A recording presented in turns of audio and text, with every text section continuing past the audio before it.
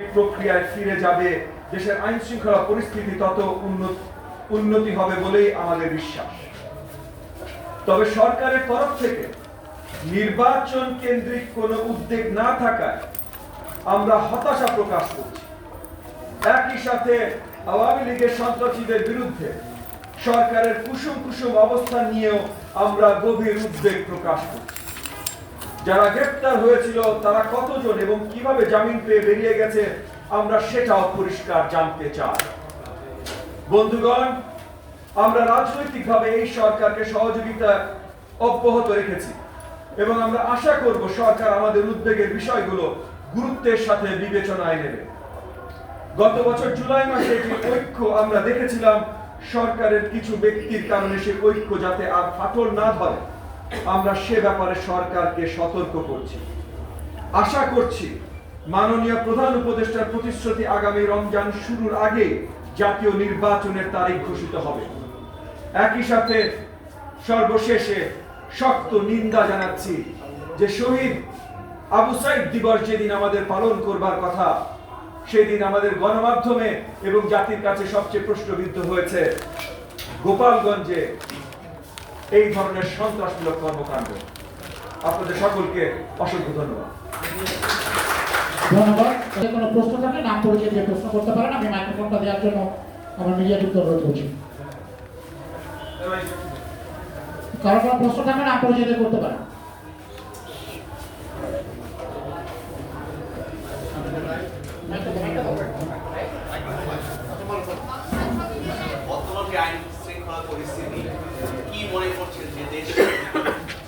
কতখানি বেহাল অবস্থা সেটা নিয়ে আমরা ইতিমধ্যে আলোচনা করেছি, কিন্তু আইন শৃঙ্খলা বাহিনীর বেহাল অবস্থা মানে দেশের বেহাল অবস্থা এটা না। আইন শৃঙ্খলা বাহিনীর বেহাল অবস্থা মানে আমাদের এখন দায়িত্ব এই আইন শৃঙ্খলা বাহিনীকে আবার সঠিক জায়গায় নিয়ে আসা, আইন শৃঙ্খলা ব্যবস্থাকে সঠিক জায়গায় নিয়ে আসা।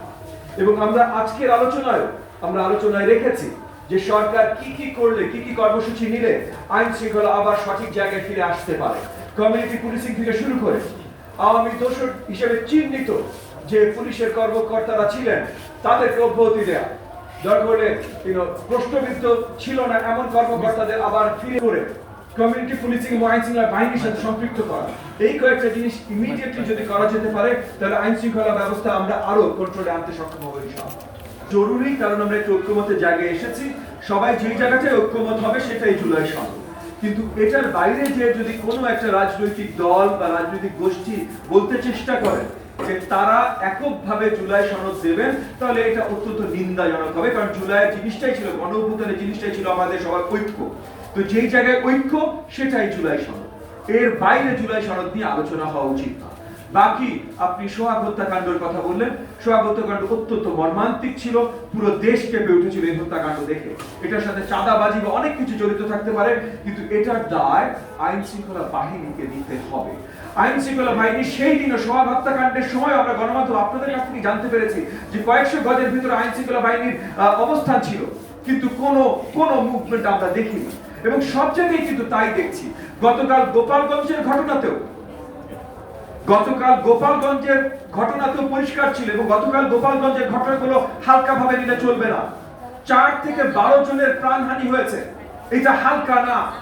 আমার দেশের 4 জন নাগরিক বা 12 জন নাগরিকের যখন প্রাণহানি হবে, সেটা যেই সরকার হালকা ভাবে নেবে, যেই রাজনৈতিক গোষ্ঠী বা দল হালকা ভাবে নেবে, তাদের এই দেশে রাজনীতি বা সরকার পরিচালনার দায়িত্ব থেকে বিরত থাকা উচিত বলে আমি মনে করি।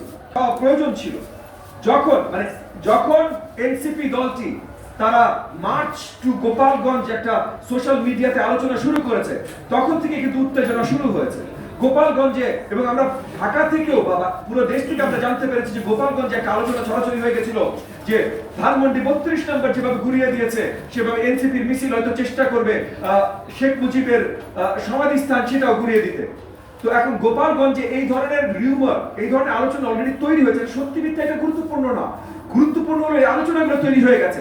তারপর ইদার এনসিপির মিনিমাম ম্যাচুরিটি দেখানো উচিত ছিল, রাজনৈতিক প্রজ্ঞা দেখানো উচিত ছিল, এবং পরিষ্কার গোপালগঞ্জের জনগণের জন্য এটা পরিষ্কার করা উচিত ছিল তাদের কর্মসূচি কি, বা এই কর্মসূচিতে বিরতি দেওয়া উচিত ছিল। একই সাথে সরকারের সবচেয়ে বড় দায়িত্ব ছিল এগুলোর জন্য শক্ত আইন শৃঙ্খলা ব্যবস্থা নেওয়া। আর না হলে ওই এনসিপি কে পারমিশন না দেয়া ওই সময়টা এই কর্মসূচি এই কর্মকাণ্ড করবা। সো এই সবগুলো হলো সরকারের ব্যর্থতা, রাজনৈতিক ব্যর্থতা, এগুলোর দায় একটু নিতে হবে।